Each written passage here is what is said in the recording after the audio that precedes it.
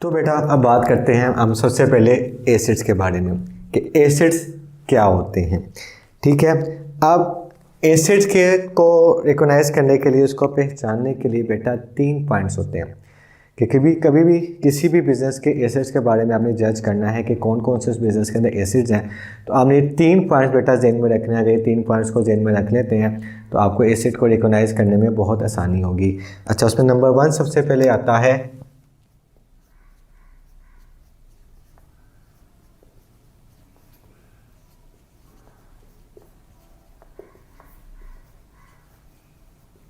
Having certain value, कि उसकी ख़ास कीमत होती है, having certain value. Number 2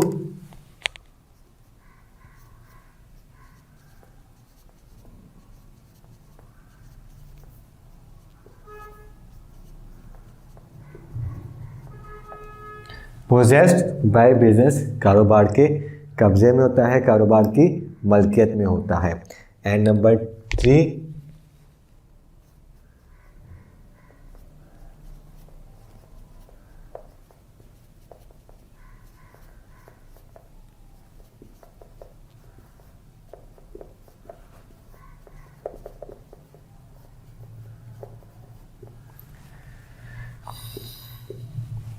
business get benefits from them, कि बिजनेस इसको एक ख़ास मुद्दत के बाद, एक ख़ास टाइम पीरियड के बाद इनसे क्या करता है बेटा, फ़ायदा हासिल करता है। तो ये जो 3 टर्म्स हैं, ये जो 3 इसे कह लें कि पॉइंट्स हैं, अगर आप इनको अच्छे तरीके से देख लें किसी भी बिज़नेस के एसेट के ऊपर, तो आपको इसको रिकॉग्नाइज़ करना बड़ा आसान हो जाएगा कि नंबर 1 कि उसकी ख़ास कीमत हो, नंबर 2 पोजेस्ड बाय बिजनेस हो, कारोबार की मलकियत में हो, number 3 business get benefit from them. अब फॉर एग्जांपल मैं यहाँ पे लिखता हूँ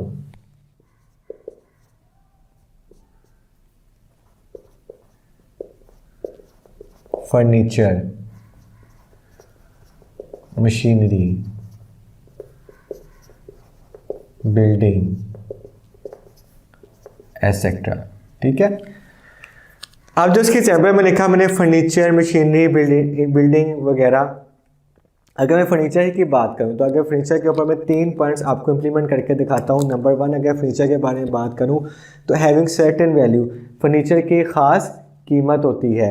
ठीक है, दूसरा ये बिज़नेस के मलकियत में होता है, और नंबर 3 बिज़नेस को इससे फ़ायदा हासिल होता है। फॉर एग्जांपल मैं बात करता हूँ एक एजुकेशन इंस्टीट्यूट की, किसी कॉलेज की बात करता हूँ बेटा। उस कॉलेज के अंदर जो चेयर्स पड़ी हुई हैं, जो डेस्क पड़ी हुई हैं, ठीक है, वो उसका क्या एसेट, कैसे कि वो जो चेयर्स हैं या वो जो डेस्क हैं उनकी ख़ास कीमत है। ठीक है, नंबर 2 वो उस कारोबार की मलकियत में है, एंड नंबर 3 उस पर स्टूडेंट्स आके बैठते हैं और बैठ के ही कंफर्टेबल फील करते हैं, तो बिज़नेस को क्या देते हैं, रिटर्न में फ़ीस देते हैं, बिज़नेस को फ़ायदा हासिल होता है। तो बेटा कभी भी किसी भी कारोबार के एसेट्स के बारे में आपने जज करना है कि कौन कौन से एसेट्स हो सकते हैं, तो आपने इन 3 पॉइंट्स को ध्यान में रखना है। Number 1 having certain value, number 2 possessed by business, business की मलकियत में होते हैं, और number 3 business get benefit from them. उसके एग्जांपल में फर्नीचर, बिल्डिंग, कैश, बैंक। तो सारी एग्जांपल बेटा अगर आप आईकॉम पार्ट 1 की बुक की डेफिनेशन में देखें, जो सेलोजर की बुक है, तो उसके अंदर इसकी मज़ीद एग्जांपल्स भी दी हुई हैं, लेकिन उस डेफिनेशन का जो बेटा निचोड़ है, जो उसके जो मेन एलिमेंट्स हैं, वो मैंने आपको यहाँ पे मेंशन कर दिए हैं ताकि आपको उसके डेफिनेशन को याद करने में आसानी हो। नेक्स्ट चलते हैं बेटा एक्सपेंसेस, अखराजात क्या होते हैं।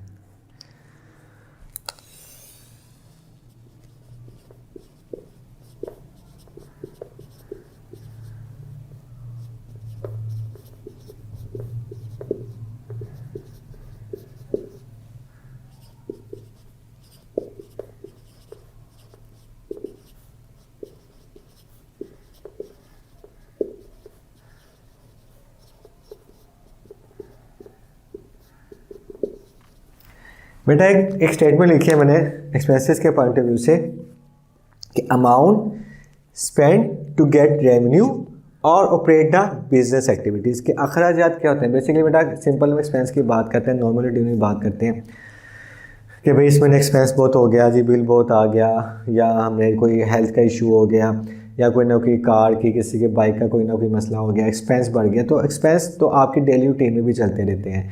इसी तरह बेटा बिज़नेस के भी एक्सपेंसेस होते हैं जो बिज़नेस को करने पड़ते हैं मुनाफा हासिल करने के लिए, और कारोबार की एक्टिविटीज़ को चलाने के लिए जो पैसे लगाने पड़ते हैं बेटा वो क्या कहलाते हैं, एक्सपेंसेस। फॉर एग्जांपल मैंने जैसे अभी एग्जांपल किया, हमने एक एजुकेशन इंस्टीट्यूट है, अब वहाँ पे अगर बिल्डिंग उसकी रेंट पे है बेटा, तो अगर वो रेंट पे नहीं करता तो इट्स मीन उसको वो जो बिल्डिंग के मालिक होंगे वो निकाल देंगे बाहर। अगर वो उसका वहाँ पे बिजली के बिल को पे नहीं करता मंथली, तो क्या होगा, बिजली का बिल काट दिया जाएगा, अंधेरा हो जाएगा, लाइट्स नहीं होगी, या गर्मी है तो फ़ैन नहीं चलेंगे तो बच्चे लोग कंफर्टेबल फील नहीं करेंगे और वहाँ से चले जाएंगे। इसी तरह के कोई चेयर फर्नीचर वगैरह वहाँ पे मौजूद है, उसको रिपेयर नहीं करवाते, उस पर एक्सपेंसेस नहीं करते, तो कारोबार की एक्टिविटीज़ उसकी नहीं चल सकेगी, उसको आमदनी भी नहीं आएगी। तो इसकी एग्जांपल सीख लेते हैं बेटा। इसकी एग्जांपल में क्या क्या चीज़ें आ सकती हैं।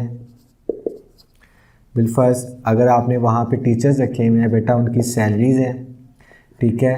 आपका रेंट आ गया, अगर रेंट पे बिल्डिंग है आपके पास, अगर आपने कोई रिपेयर करवाई चीज़ें तो रिपेयर्स वगैरह बेटा ये सब चीज़ें किस में आती हैं, एक्सपेंसेस में आते हैं, एक्सपेंसेस में आते हैं। हो बेटा आपको ये 2 पॉइंट्स अच्छे तरीके से क्लियर हो गए होंगे एसेट्स और एक्सपेंसेस के बारे में। आगे मूव करते हैं बेटा। आगे आपके पास आता है रेवेन्यू, जिसे कहते हैं आमदनी। अच्छा बेटा याद रखना, रेवेन्यू डिस्कस करने से पहले आपके पास 2 किस्म के बिज़नेस होते हैं, एक सर्विसेज बिज़नेस होता है और एक आपका मैन्युफैक्चरिंग बिज़नेस होता है। सर्विसेज बिज़नेस में क्या होता है, जैसे कि डॉक्टर है, जैसे कि सालून है, जैसे कि कोई एजुकेशन इंस्टीट्यूट है, वो क्या करता है बेटा आपको सर्विसेज देता है, कोई चीज़ बनाता नहीं है।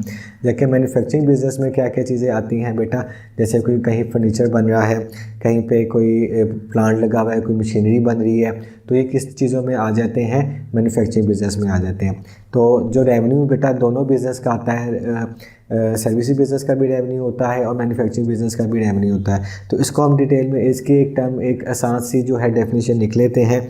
उसमें क्या आ जाता है बेटा,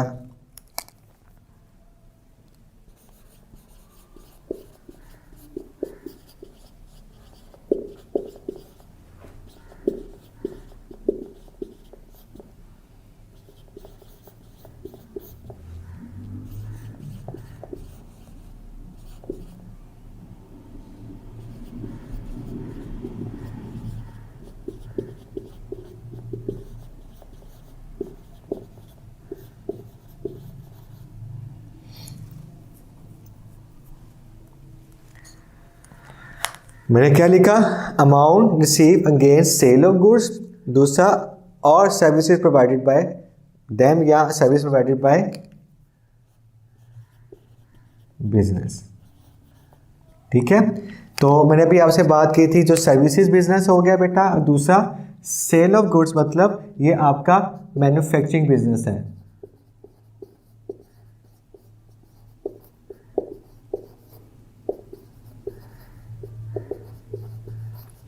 ठीक है।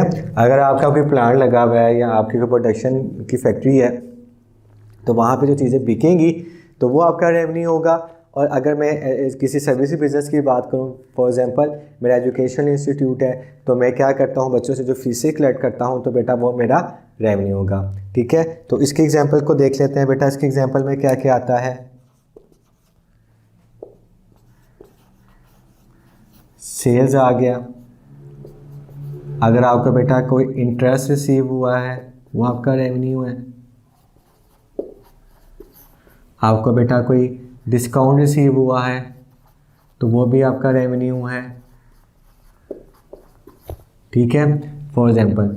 तो ये चीज़ें बेटा इसकी एग्जांपल में आती है। सेल्स हो गया, इंटरेस्ट रिसीव हो गया, डिस्काउंट रिसीव हो गया, कमीशन रिसीव हो गया, डिविडेंड रिसीव हो गया, फीसेस रिसीव्ड हो गई, तो बेटा ये सारी आपकी क्या हैं, किस में आती हैं, रेवेन्यू की एग्जांपल में आती हैं। आगे मूव करते हैं बेटा। आपके पास सेकंड लास्ट हमारे पास आ जाता है लाइबिलिटीज़। लाइबिलिटीज़ बेटा अगर इसका लफ्ज़ी मायने देखें, लाइबल का मतलब होता है कि हमारा फ़र्ज़, फ्रीज़ा, हमने कुछ अदा करना है, हमारी लाइबिलिटी बन गई है। बिल्कुल एक पर्सनली एक बंदा किसी स्टूडेंट के बारे में बात करें तो स्टूडेंट की लाइबिलिटी क्या होती है कि उससे हमने टीचर्स की रिस्पेक्ट करनी है, उससे हमने पेरेंट्स की रिस्पेक्ट करनी है, जो उसके ऊपर जिम्मेदारी उसकी क्या है, स्टडी की है, वो उसको उसने फुलफ़िल करना है। तो इसी तरह एक बिज़नेस की भी बेटा लाइबिलिटी होती है। वो लाइबिलिटी कब बनती है, चलिए हम देखते हैं वो लाइबिलिटी कब बनती है।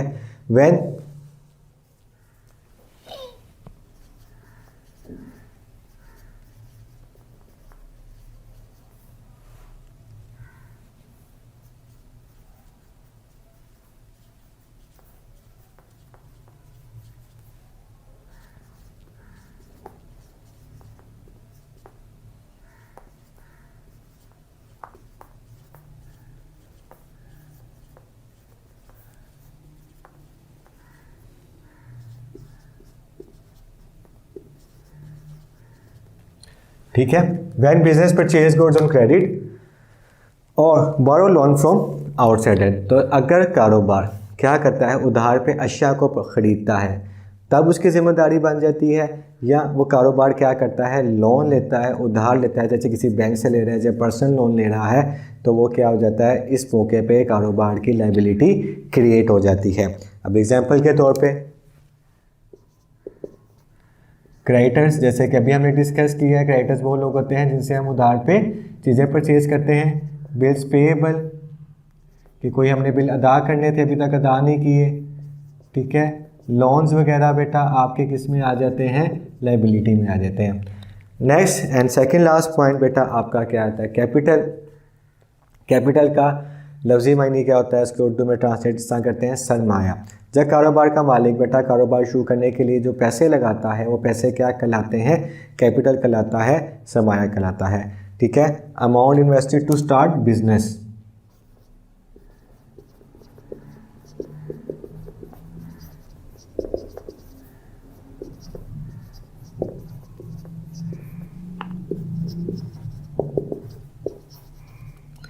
ठीक है। तो और इसको बेटा इंटरनल लायबिलिटी ऑफ बिजनेस भी कहा जाता है।